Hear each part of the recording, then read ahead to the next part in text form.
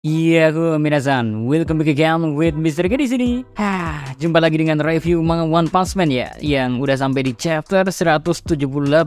Ya, kalian bisa baca lah di web kesayangan. So, without continue long again, monggo Mr. K mulai aja pembahasannya, oke? Let's go.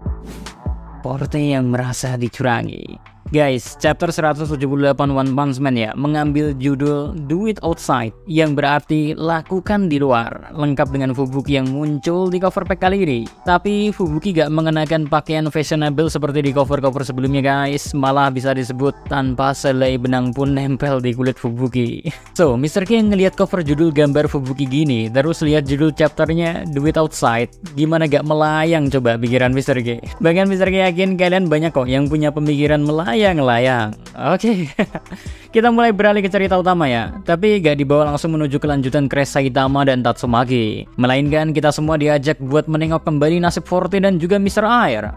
Buat Forte jelas kita masih ingat ya, musisi yang kebelet jadi pahlawan dan sosokan melawan Saitama. Nah, buat Mr. Air kita throwback kembali kalau dia adalah sosok pahlawan yang sempat ditugaskan membantu membawa pulang Piga, tapi malah berujung terluka karena serangan Evil Natural Water. Nah, saat sadarkan diri, Mr. Air langsung disambut oleh omongan sombong Forte yang walau habis menerima insiden memalukan masih bicara soal peringkat. Tapi seolah mengabaikan perkataan Forte, Mr. Air lebih fokus dengan merasa ada yang salah dengan suaranya. Di momen yang bersamanya, beberapa ahli medis dan juga ahli cyborg mencoba menjelaskan kalau tenggorokan Mr. Air yang diserang oleh Evil Natural Water mengalami kerusakan parah serta membuat keadaannya kritis. Dan ini membuat para ahli tadi melakukan tindakan operasi termasuk menambahkannya dengan mekanik lah. But berhubung mereka ini gak seahli Dr. Bovoy, suara Mr. Air juga tak bisa dipulihkan sepenuhnya. Ya, kalau dipikir-pikir bisa selamat dari serangan telak Evil Natural Water aja udah syukur banget ya, mengingat serangannya juga cukup berbahaya lah.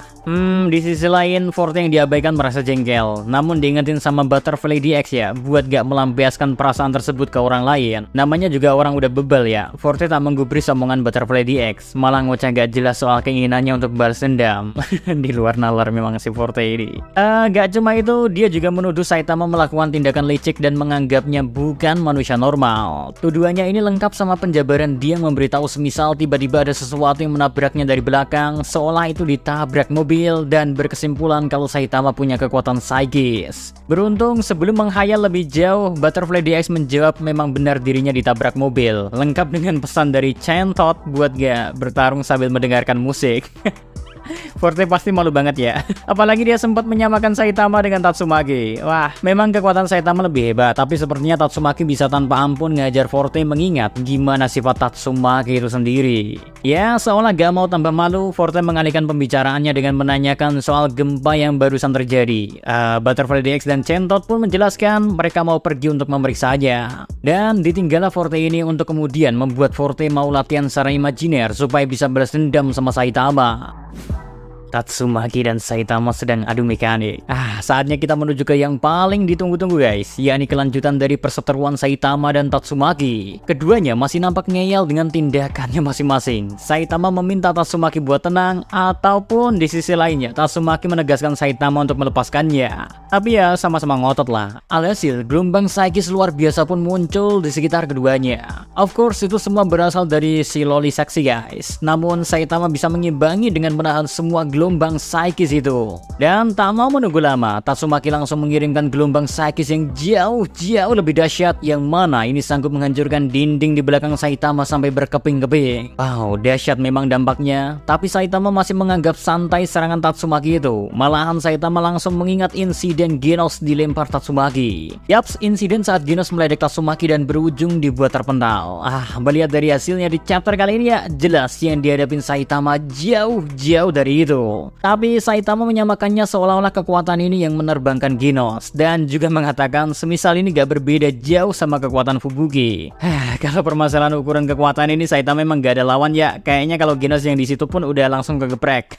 Fubuki memperingatkan Saitama buat gak makin memprovokasi kakaknya. Nah, tak lama dari itu ya, si loli seksi langsung melepaskan gelombang psikis yang berkali-kali lebih kuat dari sebelumnya. Hasilnya bisa langsung terlihat dari luar kompleks asosiasi pahlawan dengan efek kerusakan yang juga sangat banyak guys. Asli dah, semisal ini bukan Saitama, entah gimana nasib siapapun yang kena. Cuman tetap aja ya, Saitama being Saitama. Dapat serangan dahsyat kayak gitu, dirinya masih menanggapi dengan santuy. Dan tubuhnya bergetar aja di bawah Enjoy sama dia. Mungkin baginya kayak kursi pijat kali ya. Sedangkan dari sisi Tatsumaki, ia bingung kenapa Saitama bisa menahan serangan psikis yang sebegitu dahsyatnya.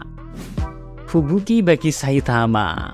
Gak cuman si loli seksi Tatsumaki guys. Fubuki yang opai hot luar biasa ini ya, kaget melihat Saitama masih kuat menahannya. Tatsumaki akhirnya mengingat siapa Saitama, yakni orang yang selalu bersama Demon Cyborg alias Genos. Terus nanya juga apakah Saitama bagian dari organisasi Fubuki. Nah, daripada Saitama menanggapi dugaan Tatsumaki itu, Saitama lebih teralihkan untuk meminta Fubuki segera mengevakuasi orang-orang. Sedangkan dia sendiri mau menahan Tatsumaki yang ia juluki Nona keras kepala. Tapi si loli seksi pun makin memancing Saitama. Semisal bukan bagian dari bawahan Fubuki, lalu siapa Fubuki bagi Saitama ini sebenarnya? Well, jawaban Saitama benar-benar telak di sini guys. Masalahnya Saitama nggak menganggap si Hotopai pendampingnya, temannya, atau teman dari teman. Saitama nganggap Fubuki cuman sebagai kenalan. Bayangin, Fubuki yang udah cukup ngebet kepengen Saitama jadi anggotanya, atau udah dikasih kepercayaan buat ikut misi kali ini ya, dijawab sebagai kenalan, kenalan. Sontak Fubuki sempat kena mental di sini. Ya, Tatsumaki menyadari semisal ada yang salah dan heran kenapa kenalan aja kok sampai segitunya. Sepertinya Tatsumaki kelewat jauh pikirannya dan ngira Saitama ada sesuatu sama Fubuki. So di sini ya, Tatsumaki seolah-olah ingin mengetes Saitama. Apakah dirinya layak bergelantungan dengan Fubuki? Tapi si botak makin gak terima dan jelasin semuanya semisal Saitama dipaksa ikut tanpa tahu apa-apa. Padahal si botak juga pengen lari dari tanggung jawabnya habis bikin Forte malu ya. Belum selesai Saitama bicara, guncangan dengan skala yang lebih hebat pun hadir dan tak lain tak bukan ya, ini semua disebabkan oleh Hot Loli. Guncangan itu bahkan terasa ke seluruh bangunan asosiasi pahlawan dan bikin panik semua orang. Sampai-sampai ada yang mengutuk Metal Neck karena harusnya gedung ini berstruktur sangat kuat. Banyak dari bagian dari gedung yang katanya super aman ini ya, dibuat gak ada harga dirinya sama si Hotopai. Kok Hotopai sih? Hot Loli, right? Mulai dari lift yang rusak sampai basement yang keputar balik. Kalau kata Saitama mah, perlakuan Tatsumaki ke rumah orang ya udah sama aja kayak ke kain lap alias seenak jidat.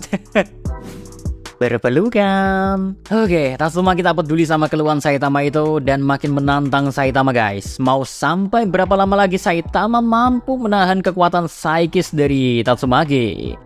Namun, Saitama menyadari gak bisa terus-terusan begini. Semisal pertarungan mereka terus berlanjut di dalam bangunan, bisa-bisa hancur itu basement dan merugikan lebih banyak orang. Tapi sebenarnya bukan masalah banyak orangnya sih. Saitama gak pengen rumah barunya juga hancur.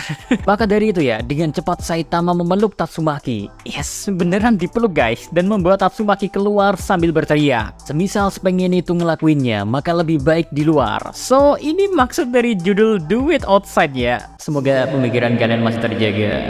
Mr. P juga tadi pemikirannya udah kemana-mana sih. Back to the point again. Entah karena salting, entah karena malu, atau entah apa yang terjadi lah, Tatsumaki terdiam 1000 bahasa ketika dibawa Saitama keluar sambil berpelukan. Gelombang kekuatan psikis luar biasa yang dilakukan Tatsumaki sebelumnya pun seketika berhenti. Kalian bisa lihat lah di manga chapter terbarunya aja kelihatan kan kayak tersipu malu gitu loh. Wow, Hot Loli jangan-jangan menaruh perhatian sama si botak, tapi gak tahu juga. Oke, apa yang dilakukan Saitama ini membuat lubang yang besar. Padahal semisal dilihat dari visualnya ya, kayaknya itu udah berlapis-lapis lantai bangunannya, tapi bisa ditembus dengan mudah oleh si botak Bahkan lubang yang dibuat Saitama ini pun dimanfaatkan oleh para pahlawan kelas A yang kebetulan tengah kebingungan mencari jalan untuk mengungkap apa yang sebenarnya terjadi. Monster salah jalan. Oke, buat Crash, Tatsumaki, dan Saitama cuma sampai itu aja nih buat chapter kali ini guys. Berikutnya kita diajak fokus ke 3 monster level wolf. Ya, ini ada Bear Bell, Tiger Man Eating Capybara, dan juga Wolf Tongue Stretcher. Ketiga monster ini bisa bebas karena memanfaatkan gempa besar yang terjadi. Nah, tak mau melewatkan kesempatan, mereka pun berniat mengacau. Terlebih Wolf Tongue Stretcher ya, dia sampai bilang siap mengamuk sampai gak bisa mengamuk lagi. Tapi perkataan biarlah jadi perkataan ya, karena begitu bukan pintu ya, yang mereka temui adalah para pahlawan yang tengah bekerja sama untuk mencari tahu apa yang sebenarnya terjadi. 3 lawan segitu banyaknya pahlawan dan mereka juga bukan monster level dragon apalagi god. Jelas jalan yang mereka pilih ini jalan bunuh diri. Dan chapter ini pun ditutup dengan ketiga monster menutup pintu dan melarikan diri sambil mengatakan tak ada yang terjadi di sini. Ya, itu dia guys pembahasan terkait chapter terbaru One Punch Man. Momen paling menarik kali ini jelas sih interaksi Saitama sama si Hot Lolly. Bisa-bisanya deh Tatsumaki dibuat terdiam ya karena Saitama juga yang main peluk sih. Tinggal lihat di chapter selanjutnya bakalan luluh apa keduanya bakal bertarung lebih serius. Oke, sampai sini dulu perjumpaan kita kali ini guys. See you next time. Adi Segara Belos, stay safe everyone. Salam.